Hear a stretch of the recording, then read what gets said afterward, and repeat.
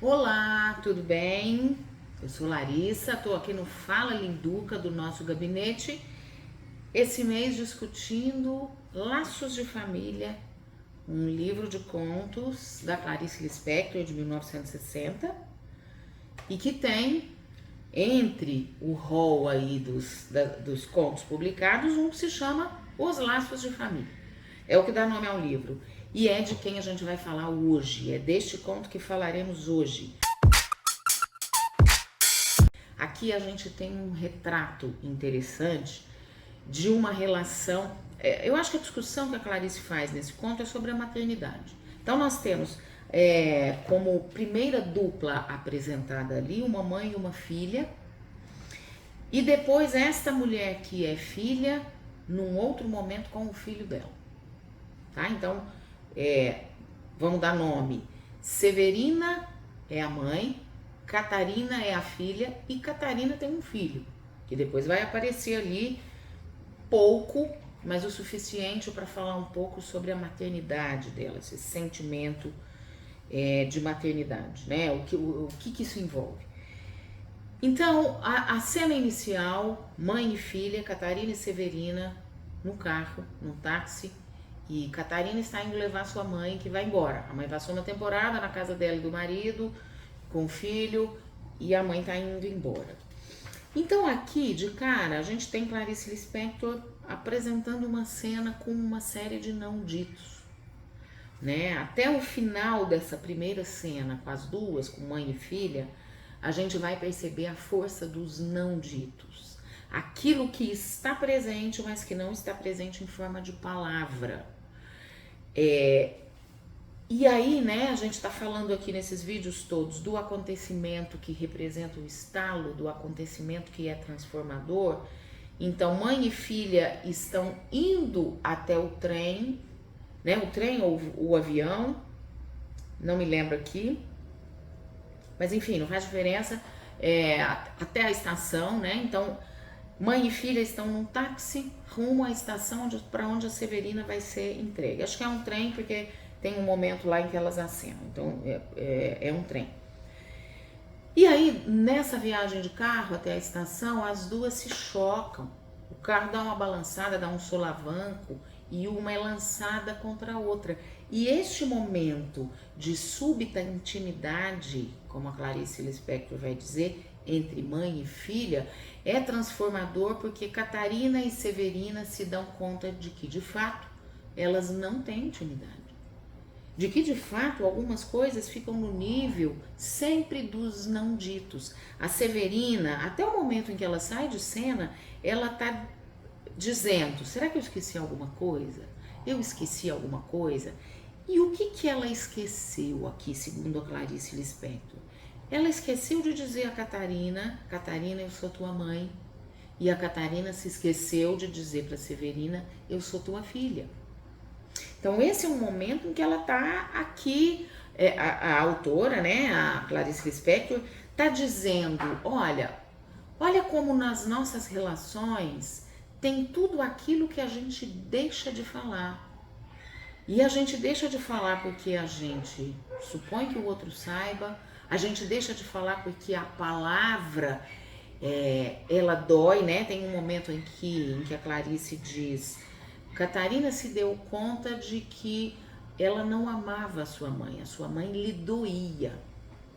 E possivelmente lhe doía a ponto dela não conseguir expressar em palavras, a ponto disso não conseguir ser dito. Então, olha que interessante essa imagem, né? Um choque de corpos provocando ali uma experiência de espanto, porque não temos intimidade, porque essa relação não se concretiza no nível da palavra ou no nível do próprio encontro corporal, isso também não tem. Não é um afeto que aparece no corpo e só não é dito. Não, ele é um afeto que não aparece. Ele é um amor que não se revela, né? E ali quando os corpos se chocam, essa coisa da distância entre mãe e filha fica escancarado. Muito bem, essa cena acaba, Catarina entrega a mãe, né? A mãe vai embora e daí ela tá voltando para casa. E aí tem um momento em que ela percebe o que também é a casa dela, com o filho dela, né? E ela vai dizer, o menino estava sempre indiferente. O menino é o filho dela. O menino está sempre indiferente, numa conversa mais consigo. Então, e ninguém, ela diz aqui, ó, Clarice Lispector, ninguém conseguiria ainda chamar-lhe verdadeiramente a atenção. Então, o menino, o retrato do menino é de um menino ensimesmado, né? Mas há um momento aqui, ó, aí o momento de estalo, Catarina filho. Então teve o momento de estalo, Catarina mãe, Catarina com a mãe dela, Catarina e Severina, o choque dos corpos. E agora tem um momento de estalo da Catarina com o filho. O filho não é nomeado aqui, tá?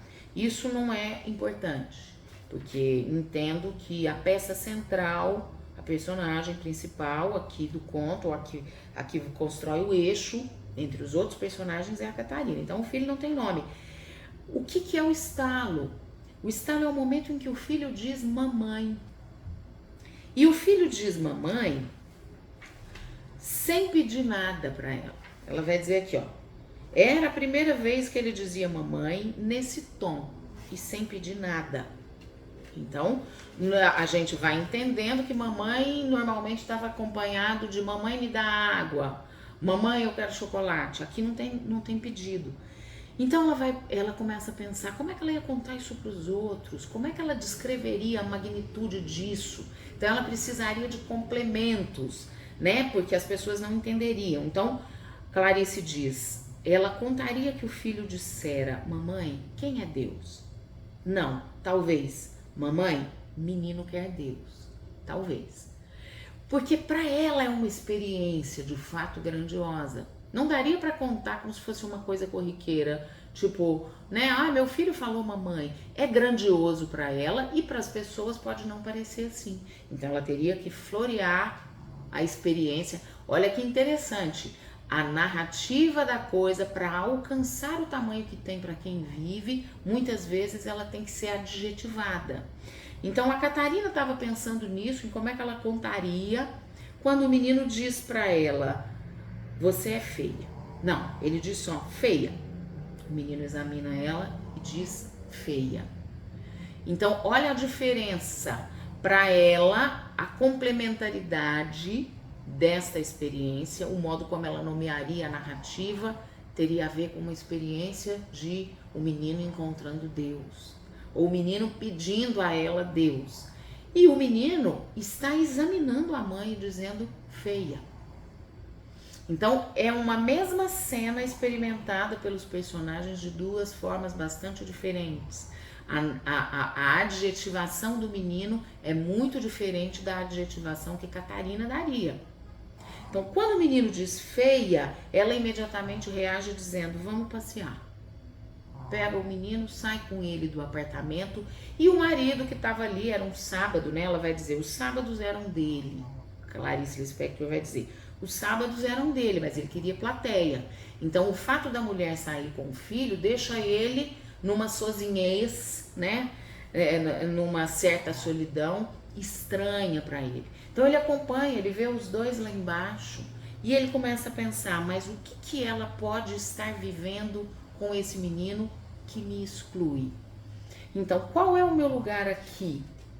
Como é que eu exerço uma paternidade sem estar no âmbito do triângulo, né? Então, o que pode ser vivido maternalmente que eu estou excluído? Então, em que momento eu estou perdendo aqui o controle? Então, ele tem uma certa angústia com a possibilidade de mãe e filho fazerem alguma coisa juntos e que ele não está excluído. Se a gente transporta isso para a clínica, que é um pouco do exercício que nós estamos fazendo aqui, esse sentimento de exclusão, ele também está presente em muitos pacientes e clientes e que são traduzidos às vezes como ciúme.